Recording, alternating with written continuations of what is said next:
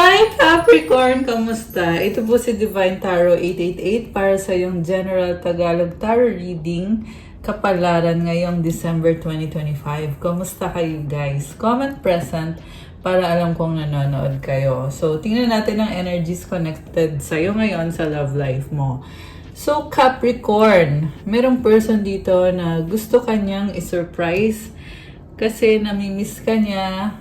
Strong yung attraction sa inyong dalawa. Maaaring siya ay twin flame mo or soulmate mo. Yun nga lang, kasi you will be settling for less kung itong taong to ang pipiliin mo.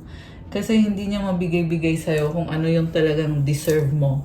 Pero kung gusto mo malaman kung mahal ka ba niya, mahal ka naman niya, kaso lang, kung hindi pa ito yung taong papasa sa standards mo. I'm not saying na masyadong mataas yung standards mo o ano, pero kasi may ibang ka-deal din kasi itong taong to. So, pakita ko muna yung mga cards. You have here surprise. Romantic surprises are on the horizon. Be open to them. So, by the way, general reading po ito, so hindi po ito sa lahat magre-resonate. Okay? Ayan, since napaka-specific kasi ng message. So, gusto ko ngang i-surprise nitong taong to kasi gusto niyang bumawi sa'yo at iparamdam sa'yo na mahalaga ka sa kanya kasi binaliwala ka niya, medyo naging kampante siya masyado sa'yo. So, ngayon, nag-iba ang ihip ng hangin kasi natatauhan siya na kailangan ka niya, gusto ka niya, mahal ka naman din niya. Kaya gusto ka nga niyang i-surprise. And then twin flame, trust the magnetic pull of your twin flame. It will guide you towards them. Okay, like I said, may attraction pero kasi may pangatlong person na involved. And then settling, avoid settling for less than you deserve in love. Hindi ka masaya. Ayan, kita mo nakayupo siya ang lungkot. And alam mo kasi yung worth mo eh. So, tingnan natin. Ano pa mga energies connected sa person na to? Alone time. Spend some time alone. It will help you gain clarity on your relationship. So, sinasabi sa'yo ng angels mo na mas masaya kapag mag-isa ka. Kasi, wala kang poproblemahin. Wala kang iisipin. Kasi napakahalaga sa'yo ng panahon mo, ng pagmamahal na binibigay mo. At hindi mo yan basta-basta lang ibibigay sa kahit kanino lang. Kailangan, you need to make sure na worth it or deserving talaga yung taong yun. Kasi iba ka magmahal eh. So, hindi yan pwede sa kahit sino lang. Kailangan ibigay mo lang yan sa taong kaya ding ibalik kung ano yung klase ng pagmamahal na binibigay mo. So, also, kaya natatuuhan tong taong to kasi nagkaroon din siya ng chance para mag-isip-isip at para i-compare ka sa iba niyang mga options at nakikita nga niya na kakaiba ka. At siya yung parang nagsettle siya dun sa other person na yon. Kaya nare-realize din niya na kung ano yung ginawa niya sa'yo, yun din yung ginagawa ng other person sa kanya.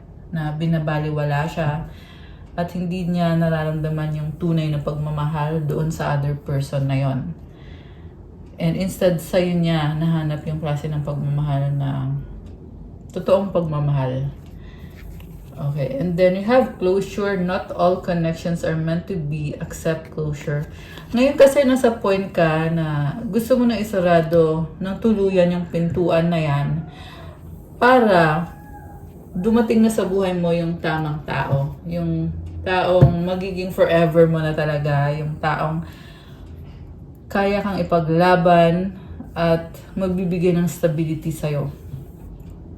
Alam mo, sinasabi din dito, dahil sa closure na to, mukhang sinuwerte ka sa pera.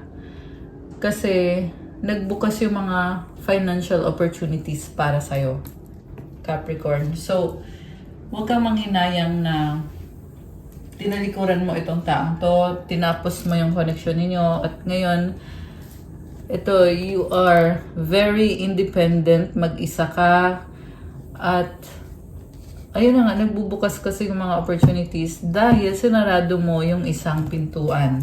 So, tama yung naging decision mo. Mas nakakabuti to para sa'yo. Attraction, you are attracting the right person at the right time into your life. So, ngayon na mas pinili mo ang sarili mo, marami na ngayong na-attract sa'yo. Kasama na syempre itong twin flame or soulmate na to. Pero hindi lang siya. Okay? Meron ka ding na-attract na tamang person. Okay? Sabi nga dito, right person at the right time into your life. Okay. Kasi, yung isang taong nakadil mo, sinaktan ka lang niya eh. Kita mo to nakamaskara oh. Unseen, love can be blind. Ensure you're not overlooking red flags. So, wala ka ng tiwala. And you have here the star. Put your hope and optimism. Wala palang put. Sabi na pala, your hope and optimism are a powerful love magnet for you right now. The more na masaya ka, optimistic ka, positive yung energy mo, the more din na maraming nagkakagusto sa'yo ngayon. Wala nang makakapigil dito. And syempre, habang maganda yung na-attract mo, syempre, pipiliin mo din yung pinaka-best option para sa'yo. Diba? Okay, nakakatuwa naman to. So, tingnan natin. Ano pa bang mga love energies connected ngayon kay Capricorn? So, you are a star, Capricorn. Ayan, yung iba sa inyo guys, marami kayong tagahanga.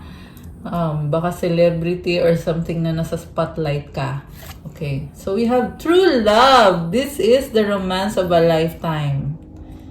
Grabe, oh. So, may angel na nagbi-bless ng connection na ito. Okay. You have children. Your love life is being affected by children. So, may person, pwedeng may mga anak na kayo or siya may anak siya sa iba or ikaw may anak ka. Okay? Kung ano man yan. Kasi iba-ibang situation yung nakikita ko dito, guys. And then, chemistry, there's a strong magnetic attraction here. Okay? Again, andito na naman yung strong attraction na energy. Okay, grabe. May nakita ko dito na mahanap mo yung true love mo, magkakaanak kayo, at mahal nyo lang talaga ang isa't isa. You deserve love, you are lovable. Ayan, alam mo sa sarili mo na deserve mo ng pagmamahal. Kung meron man ditong Capricorn na medyo na-insecure ka, well, kailangan mong tanggapin na talagang deserve mo ng pagmamahal. Okay? Deserve mo yan. Yan ang sinasabi dito. Yan ang kailangan mong marinig at malaman ngayon. Okay. So, ano pa ba ang mga... Ay, nalaglag. Sandali. Nalaglag yung card. Okay, we have whip. Oh my gosh. What is this? Suffering. Conflict. Okay. So, magkakagulo kayo. Bakit magkakagulo? Tingnan natin na. Owls. Oh my gosh. May mga chismosang nagsustok sa'yo. Chismosa, ganon. The Rider. Oh, okay. So, it's like, inaalis mo yung mga chismosa sa buhay mo o yung mga gumugulo sa'yo. Talagang ikaw ay palaban, Capricorn. Kaya kung meron mang nagtatry na manira sa'yo or nagtatry makipag-away sa'yo, talagang walang sinabi sa'yo. Okay, so walang makakatalo sa'yo. You are strong. And then the Garden, maraming nagsustok sa'yo ngayon. Okay, kaya you have to protect your energy. The Locket, okay. Grabe, ibang level ka. The Child, innocence, youth. So, ini-enjoy mo lang yung life mo eh. Samantala, maraming humahanga sa'yo. Grabe. I love it. Parang ang swerte-swerte ng energy ni Capricorn. You have the Journal. Okay. Mayroon kang sinasign na mukhang kontrata yan. Stars! I love it. Alam mo, merong swerte when it comes to contract signing, kung ano man to. Fish, opportunity. Wow, guys. I love it. Ayan, Capricorn. Okay, ano pa? By the way, malapit na din ang Capricorn season, kaya advance happy birthday sa inyo, guys. Comment nyo nga kailan ang birthday nyo. Ayan, mga Capricorn. We have mice and sickle. So again, merong uma-attack sa'yo, pero walang sinabi. Talagang ganun kadali mo lang putulin yung ugnayan ninyo. The moon, very intense. Snake, okay, meron talaga dito nag-iisip na hindi maganda. Pero kasi wala naman tong binatbat yung mga taong naiinggit sa'yo, sa totoo lang. Okay? And there's a witch energy. Okay? Tingnan natin, clarify natin ha. May tao sa paligid mo na pangit yung energy niya. Pero wala naman ding sinabi sa'yo eh. Takot sa'yo. Okay? I'm hearing na tameme, parang ganon. Okay. So, tingnan natin from the tarot. Okay? Anong mga energies connected kay Capricorn at sa person mo ngayon? So, alisin ko muna to, guys. Ayan. So, tingnan natin. Ano pa ba mga energies? Parang maraming mga tao sa paligid mo ngayon. Okay. Mga energies connected kay Capricorn ngayon. King of Cups. Oh, wow. Someone loves you. King of Rods. Page of Pentacles. Magkaiba kayo ng ugali eh. Pero strong yung attraction dito. So yung iba sa inyo guys, may dalawang options. Dalawang lalaki or pwedeng tatlong options kasi meron pa isa dito mas bata sa'yo. And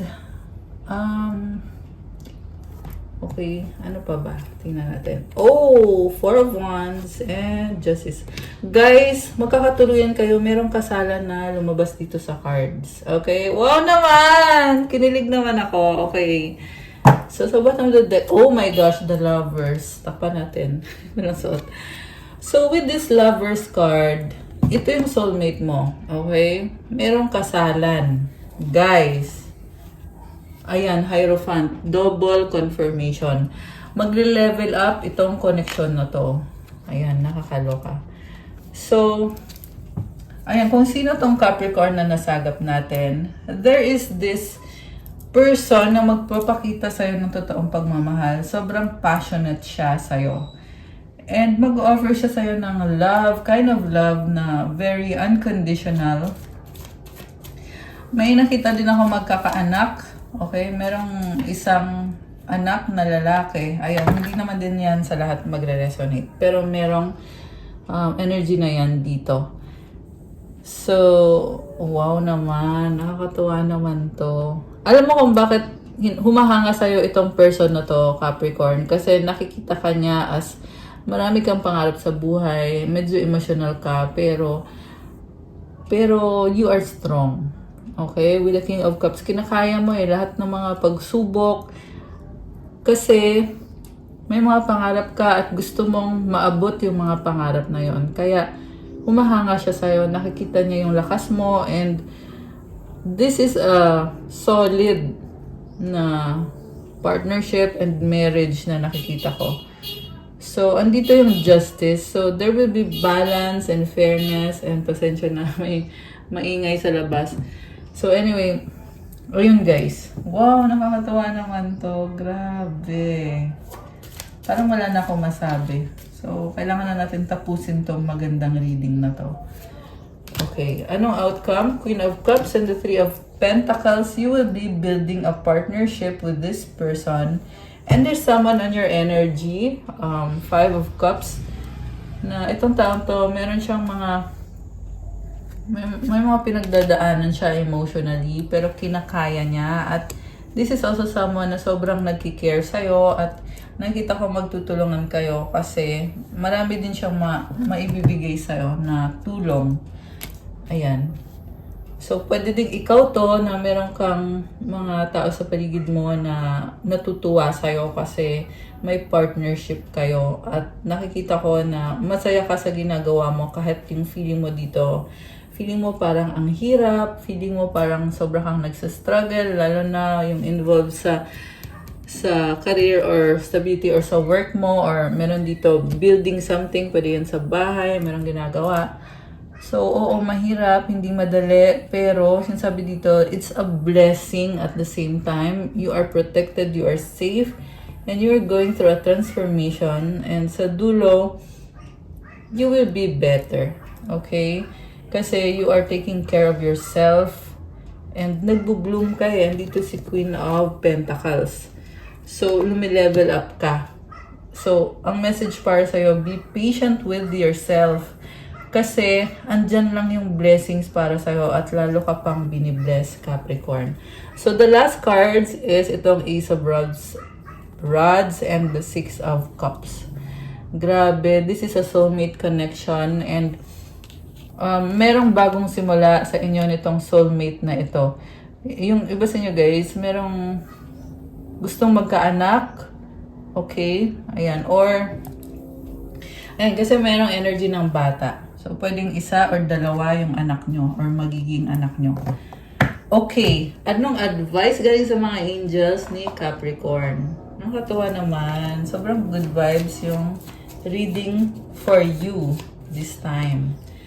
So, advice is 000 guidance. You have full support of the divine. The guidance you are seeking is here and your life is moving in the right direction. This is the start of a new beginning where one cycle ends, a new begins. Affirmation, I trust in the magic of new beginnings. I feel the support and guidance that is all around me.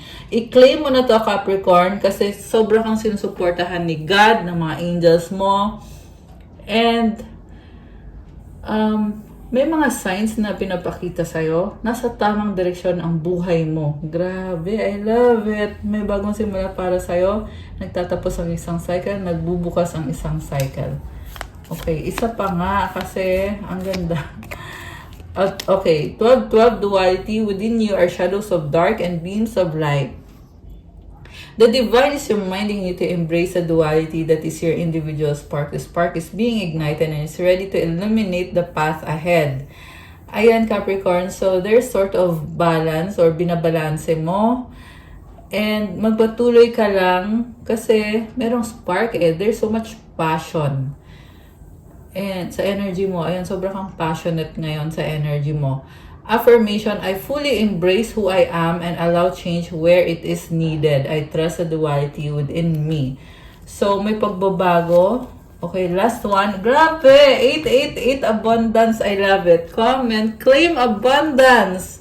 Ayan guys, i-claim nyo na to. So, blessings are here and more are on the way. Let yourself feel the abundant flow of prosperity that is all around you. As you stand in your highest self, you attract all that you once were seeking. Giving is always a doorway to success. I love it. So kapag ikaw ay nagbibigay ka, tumutulong ka, nagbubukas yan ng pintuan para magkaroon ng success sa buhay mo. Andyan na yung mga blessings at marami pang dadating pang blessings. So, i-feel mo daw yon kasi there is abundance and there is prosperity sa paligid mo. Affirmation, the more good I do in the world, the more abundant my life grows. I radiate an energy of loving kindness. So, i-comment nyo yan, guys, to claim this beautiful energy. Comment, I radiate an energy of loving kindness. O, diba? And comment 888 to claim. I love it. You are strong and you are blessed. Kuha kita ng isang advice card.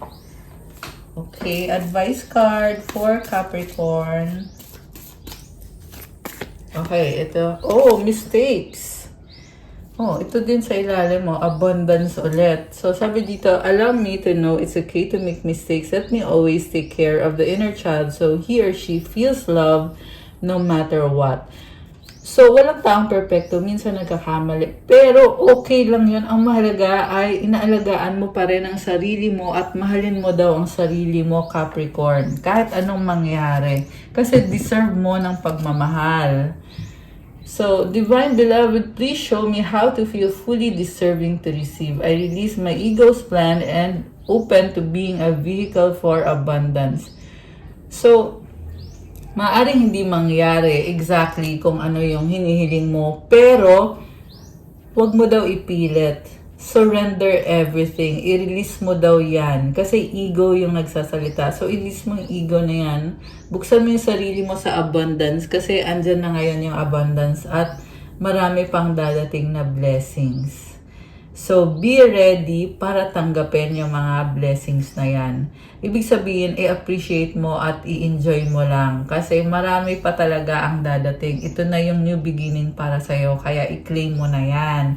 Again, comment, claim abundance. Ayan, guys. So, that's all for our December kapalaran para sa mga Capricorn. Thank you guys sa panonood. Pa-like po ng video. Nga pala, comment kayo kung kilala nyo na ba ako or kung bago lang ba kayo dito sa channel na to. Para ma-acknowledge nyo na kailangan nyo ng gabay para masagap natin yung kwento ng buhay mo sa readings natin. At kung kailangan mo naman ng gabay, pwede kayong magpa-private reading. Message nyo ko sa Viber or sa WhatsApp. Tingnan nyo po dyan sa description box. I-click nyo po dyan at makikita nyo kung saan nyo ko i-message for the private reading. So, thank you again, Capricorn. Have a good day or night. God bless you all. Stay safe. See you sa next reading. Love you guys. Bye!